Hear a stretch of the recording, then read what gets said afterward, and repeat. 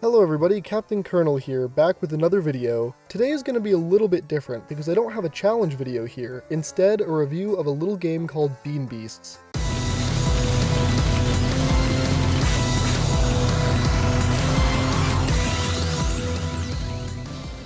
I was lucky enough that the game's developer, Anxious Noob, reached out to me via email prompting me to try their game.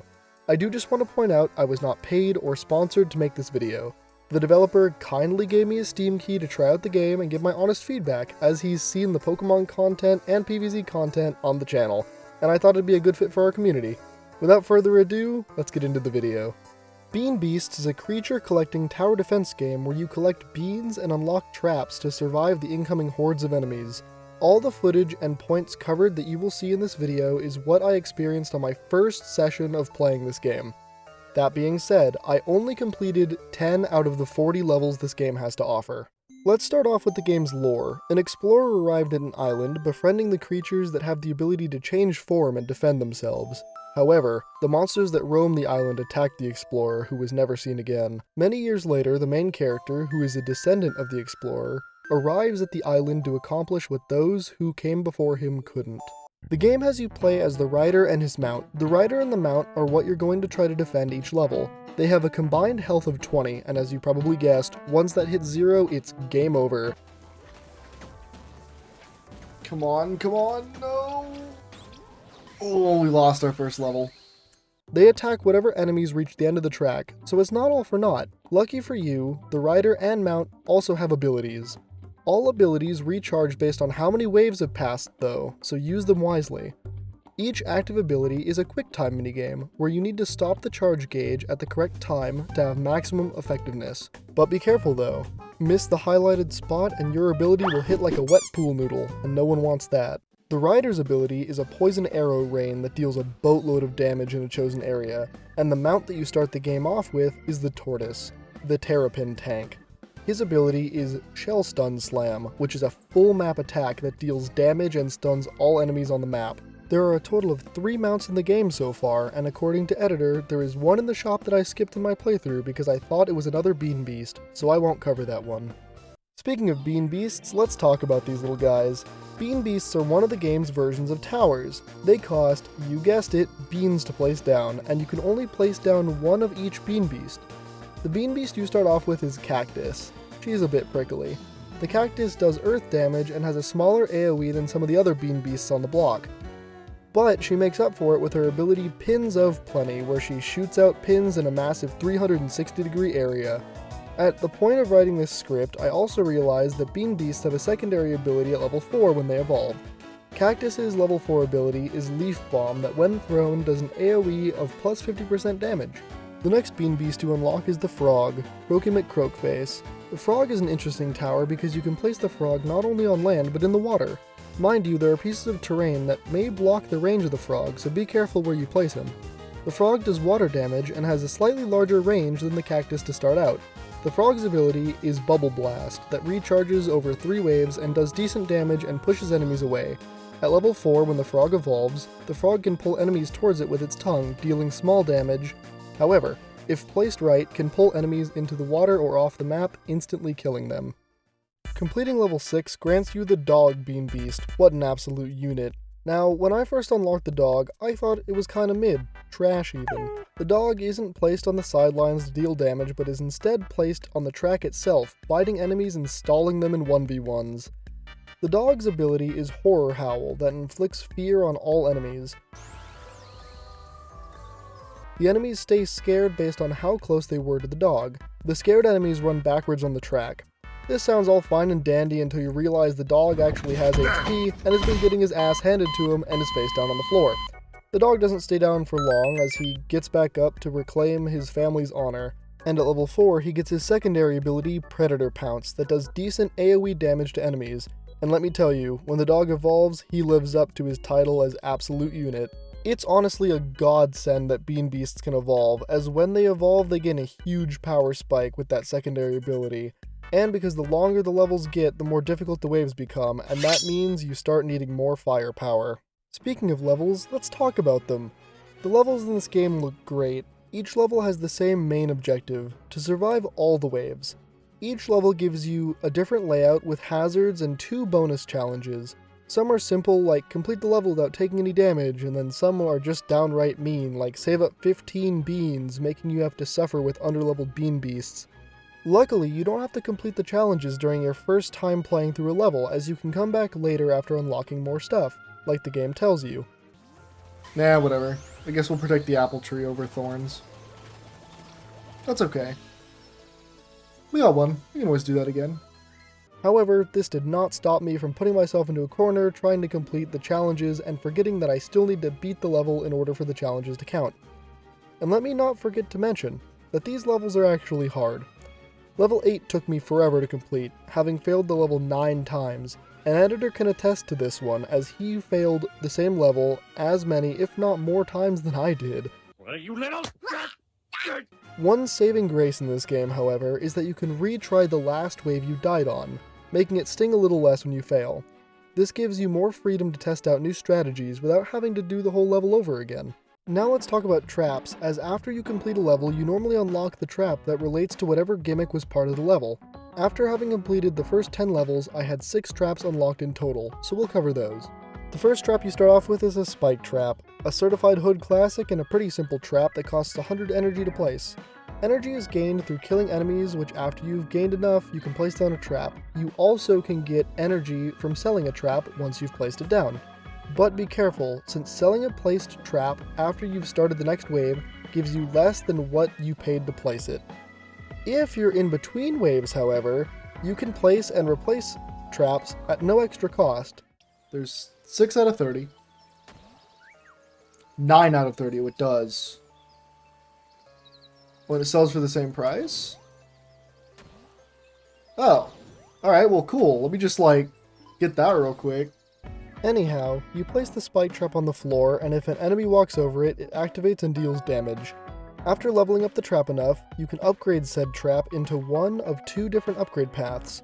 For the spike trap, the upgrade path that you start out with is the Iron Impaler. This upgrade path gives the spike trap a large increase to damage and lets it activate faster. This provides useful as traps have a small cooldown before they can activate again. Next up is the Ballista, which I pretty much started using and never looked back. It's cheap at only 90 energy to place and fires decently fast. The more you level it up, the more damage it does and the faster it fires. Level it up enough and you can choose one of its upgrade paths. The first unlocked being Hellfire Bolts. These have increased range and speed, as well as being able to inflict fire damage that burns enemies over time. This does, however, lower each bolt's impact damage. Upon completing level 9, you unlock the Ballista's alternative upgrade path, Demon Eye, that greatly increases the range and allows arrows to pierce and deal magic damage. Nah, I whiffed it. That's okay. Hell yeah, dude! Oh, this is so satisfying. Reward boxes. Oh, I love boxes. Is that just get in the way kind of boxes? How do I grip my mug like this? Boxes. Well, they're boxes. They don't deal damage, but they do have a use. Levels have multiple entrances where enemies can spawn from. Every entrance isn't always active, so sometimes your defenses are going to be focused on one entrance, and then the next wave another entrance activates. The boxes allow you to block off not the entrances, but different tracks enemies can take. This funnels the enemies into a path more beneficial for your traps and beasts, so you don't have to rearrange everything. The more you level it up, it just gains more health. If you fully block off a path with boxes and enemies have no path to funnel into, they will notice and attack, dealing damage to the boxes. When a box is fully destroyed, they are permanently gone from the field. You can repair the boxes with energy at any time when they are damaged. However, after repairing a box, there is a cooldown for the next repair. Level 4 unlocks the Mud Pit, which slows down enemies that walk over it, bringing them to a sticky end. If you keep upgrading it, it turns into a Tar Pit that applies a greater slowing effect. Completing level 7 unlocks the Flipper, which can be used to either throw enemies backwards on the track, or as the challenge on level 8 suggests, throw them into the floor. The more you upgrade it, the stronger its flipping force gets, and the greater its effects on groups of enemies. Following the completion of level 8 unlocks the Cannon. Big balls go boom. Much like the flippers before it, it inflicts force, pushing whatever enemies it hits into the same direction of the projectile. Upgrading the cannon into Bomb Barrage lets you fire high-power bombs, dealing big AoE and fire damage. I like bombs. You pick it up? What do you mean you pick it up? What? Whoa! God damn it, they should tell you this! That's all for the traps I unlocked through my 10 levels of gameplay. I should, however, touch on enemies, so let's cover them, shall we? What do you mean by that? There are a bunch of enemies, each enemy well designed with their own gimmicks. Trunkies and slimes are slow but have a lot of HP and are weak to fire and water respectively. I'm unsure if all slimes can use trees or if only the mini-boss slime hates the Lorax. More on that later. Choppas wield axes and go after every destructible object in their way, i.e. boxes and trees. They definitely hate the Lorax. Moss vultures are tanky, fast, and heavy, and will make you hate level 8 as they practically ignore the cannons. Fluffies are weak little critters, but are insanely fast, so have some mud prepared or the ballistas ready. There are way more enemies than that, with even more nuances, but I won't cover them all in this video. You'll have to play the game for yourself. Now we can talk about bosses. Every 5 levels is a mini-boss, and every 10 levels is a big boy boss. In level 5, the mini-boss is a slime. As previously covered, slimes are slow but tanky. This one's gimmick, it inserts itself into a tree to become more tanky. What? Level 10 has you fight the Triceratops that doesn't move, but once you've dealt enough damage to it, it just Control-Alt-Deletes part of the map and any of your traps or beasts on said part. You get a refund on your spent beans or energy, you might ask? Not a chance. Oh, and of course you have to deal with waves of enemies as well. Don't think you'd get off too easily there. After beating the level 10 boss, you unlock your first summon, Nature. You're technically summoning the Azure Guardian, which I believe is the boss you just killed, but sure, we'll call it Nature. Summons in this game are interesting. Before you use your summon you have equipped, you gain its passive effect. In this case, regenerating 1 HP each wave, and all bean beasts have plus 20% range. However, if you choose to summon the Guardian, you lose the passive effect, and deal a one-time massive earth damage attack to all enemies, and you replenish 50% of your max HP. This is a cool trade-off that I like, as I've only seen this sort of thing a few times in other games, and it adds another layer of strategy. There is an in-game shop where you can use the gems you get from completing levels and bonus challenges, and the higher difficulty settings, the more gems you get in each level. You can unlock passive stats, quality of life benefits such as getting more energy from selling traps in general, mounts, and more bean beasts such as the dragon that I used during the level 10 boss fight. From the looks of things, there are only 16 unlockables in the shop, however you unlock 4 after reaching each new area. Some, however, are tied to previous shop items, such as needing to buy the lightning rod in order to unlock this item despite already reaching the second area. Also, Bean Beasts has achievements, 20 of them in fact, at least at the time of creating this video. You can track them in-game, and they're linked to your Steam achievements, which is a nice touch. Most are hidden while some aren't. Knowing me, I'm gonna try to get them all. That about wraps up my first impression of Bean Beasts. This is a wonderful little indie game that I'll be putting many more hours into. I love the mechanics and ideas at play here, plus the music was banging.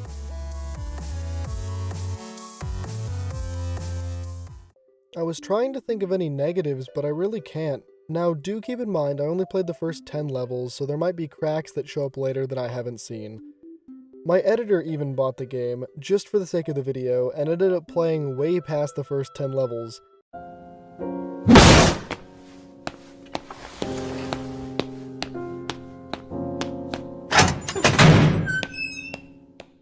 I asked him for his opinion on the game, and he told me, as I quote, "As someone who isn't big in the tower defense genre, i.e. only having played minimal Balloons Battles 2 and PvZ 1, I was pleasantly surprised as the art style grabbed my attention and the gameplay was more active than just placing down towers.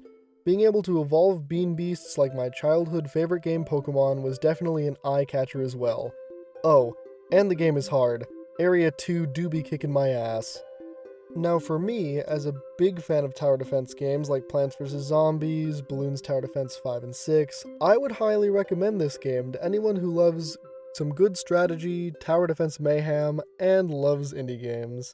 I'd also like to thank the developer Anxious Noob once again for so graciously giving me a Steam key and letting me give you my honest opinions on the game. You can get Bean Beasts on Steam if you liked what you saw. Once again, I was not sponsored by Anxious Noob, I just ended up enjoying the game enough to kinda make a semi-review of it. If you'd like to see the full unedited playthrough of the first 10 levels, it'll be uploaded onto my VOD channel, and it'll be linked below. I would also like to thank my editor for helping me with the script and idea for this video. His Twitch and YouTube will be linked below as well. If you enjoyed this video, even though it's not my normal content, please feel free to like and subscribe as it helps motivate both the editor and myself to keep striving to make each video better than the last. That's all for this video, thank you so much for watching, and I'll catch you in the next one.